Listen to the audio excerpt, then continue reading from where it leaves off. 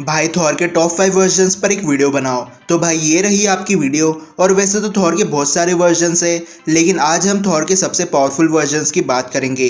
तो नंबर 5 पर आता है नॉर्मल थॉर या क्लासिक थॉर। तो थॉर मार्वल की फिजिकली टॉप 5 सुपर हीरो में से एक है और थॉर अपने नॉर्मल वर्जन में ही इतने पावरफुल बींग्स को हरा चुका है जिन्हें स्काई फादर्स और गैलेक्टस नहीं हरा पाए। क्लासिक थॉर के पास थंडर स्ट्राइक करने के साथ नेचुरल एलिमेंट्स को कंट्रोल करने की पावर है और गॉड लेवल स्ट्रेंथ, ड्यूरेबिलिटी और स्पीड तो है ही। लेकिन अगर बात करें फीट्स की, अपने बेस फॉर्म में थॉर 9 रियलम्स को पुश कर चुका है।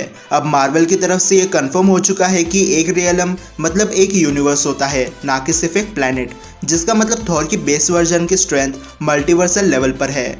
डॉक्टर स्ट्रेंज थॉर की सोल को उसकी बॉडी से अलग नहीं कर सकता। थॉर ने मेफिस्टो के रियलम में घुसकर मेफिस्टो को इतने बुरे तरीके से मारा था कि मेफिस्टो ने खुद कहा था कि वो अपने रियलम में होते हुए भी थॉर को बैटल में नहीं हरा सकता। लेकिन जब गैलेक्टस और मेफिस्टो की हेल में फाइट हो रही थी तब वो दोनों पावर लेवल में इक्वल थे। ना तो गैलेक्टस मेफिस्टो को हरा पा रहा था और ना ही मेफिस्टो गैलेक्टस के सामने हार मान रहा था। लेकिन थॉर के केस में ऐसा नहीं हुआ। थॉर ने एक ही बार में डॉक्टर स्ट्रेंज और एडम वॉरलॉक को नॉकआउट कर दिया था और अभी चल रही कॉस्मिक थॉर स्टोरी में थॉर ने अपनी कॉस्मिक पावर गिव अप कर दी थी।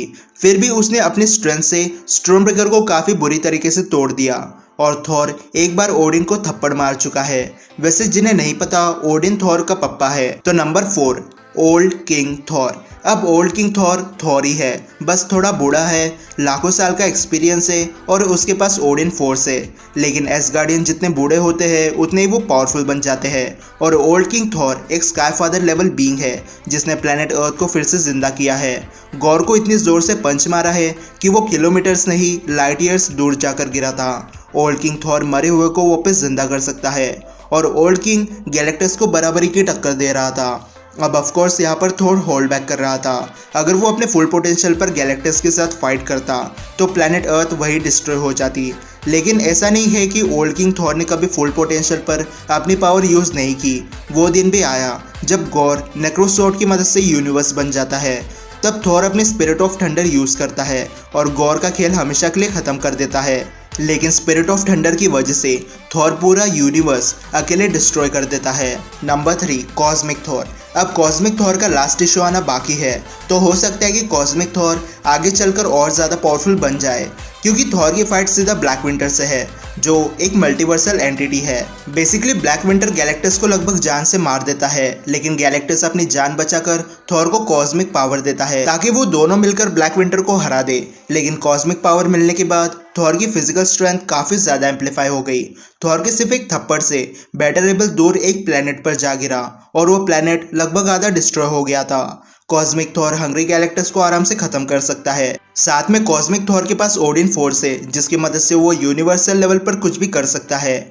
और इश्यू 5 में हमने देखा कि ब्लैक विंटर वो सारे एनिमीज को वापस बनाता है जिन्हें थॉर ने कभी जान से मार दिया था। और यहाँ पर थॉर ने अपना कॉस्मिक गॉड ब्लास्ट यूज़ करके ना तो स्काई फादर्स और यूनिवर्सल लेवल सुपर विलन्स को हराया, लेकिन साथ में गैलेक्टस की जान बचाई और ब्लैक विंटर को अपने और गैलेक्टस के माइंड से बाहर फेंक दिया। और ये गॉड ब्लास्ट भी थॉर ने होल्ड बैक करते हुए यूज़ किया था।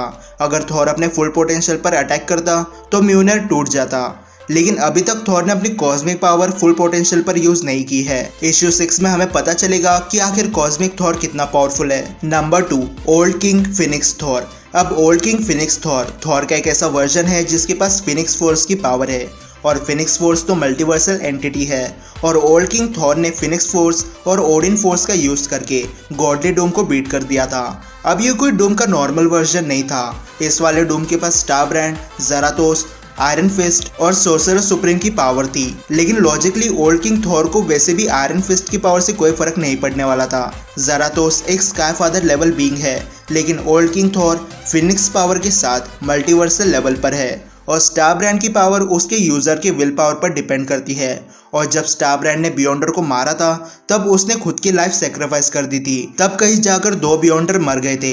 लेकिन हमें नहीं पता कि स्टार ब्रांड की पावर कॉस्मिक एंटिटीज पर कैसे काम करती है या करती भी है या नहीं। और फिनिक्स फोर्स पावरफुल है, लेकिन थॉर खुद अपने नॉर्मल फॉर्म में फिनिक्स को 2 बार नॉकआउट कर चुका है और फिनिक्स फोर्स के भी कुछ लिमिटेशंस है। थॉर फिनिक्स फोर्स के साथ भी कॉस्मिक एंटिटीज को बीट नहीं कर सकता, लेकिन जो नंबर 1 पर है उसने कॉस्मिक एंटिटी को बीट किया है और वो है रून किंग थॉर। अब रून किंग थॉर का सबसे पावरफुल वर्जन है। और जो लोग या यूट्यूबर्स ये कहते हैं कि रून किंग थॉर यूनिवर्सल है, तो ये लो चुल्लू भर पानी और इसका प्रिंट आउट निकालकर इसमें डूबकर मर जाओ।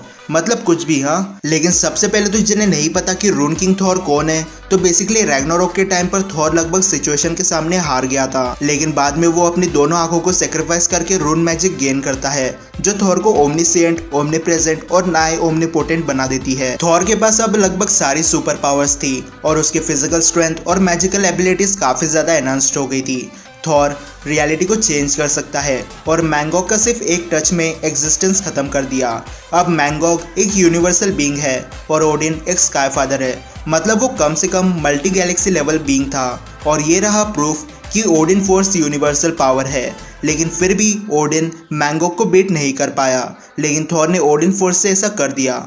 दूसरी बात आती है वर्ल्ड ट्री। थॉर ने अपने फिजिकल स्ट्रेंथ से इतनी जोर से हिट किया कि वर्ल्ड ट्री डिस्ट्रॉय हो गई और वर्ल्ड ट्री में 9 रियलम्स थे जो उसी के साथ डिस्ट्रॉय हो गए। और एक रियलम मतलब एक यूनिवर्स होता है, मतलब रून किंग थॉर ने एक हिट में 9 यूनिवर्स को डिस्ट्रॉय करके रख दिया, जो कि एक मल्टीवर्सल फीट है। लेकिन ये सब भी कम पड़ जाए तो रून किंग थॉर ने अपनी किस्मत को चेंज किया है। शैडो गॉड्स इतने पावरफुल थे कि वो स्काई फादर्स तक की किस्मत लिख सकते थे और रून किंग थॉर ने उनका कनेक्शन एसगार्ड से काट दिया और अपनी किस्मत को चेंज कर दिया। तो अब आप ही सोच कर देखो कि कौन ज़्यादा पावरफुल है, एक जो फिजिकल बीइंग को बीट कर रहा है या वो जिसने अपनी खुद की किस्मत चेंज कर दी, वो भी अपने गॉड्स के अगेंस्ट जाकर। इसलिए रून किंग थॉर अभी भी थॉर का सबसे पावरफुल फॉर्म है, ना कि Phoenix king Thor. Phoenix king Thor ना तो ओमनीसिएंट है, ना ही नाए ओमनीपोटेंट है और ना ही ओमनीप्रेजेंट है। और रही बात शैडो गॉड्स की, तो हमें पता चल गया कि ये कितने पावरफुल है और नेक्स्ट वीडियो में आपको पता चल जाएगा कि आखिर शैडो गॉड्स कौन थे और वो कितने पावरफुल है, क्योंकि इस बार हम कॉमिक से नहीं सीधा राइटर की बात आपके सामने रखेंगे। तो अगर आपको जानना है कि शैडो गॉड्स मल्टीवर्सल थे या नहीं, तो इस वीडियो को लाइक और शेयर करना मत भूलना और चैनल को सब्सक्राइब करना, ताकि आप शैडो गॉड्स की वीडियो मिस ना कर दो। तो मैं मिलता हूँ आपसे अगले वीडियो में, तब तक गुड बाय।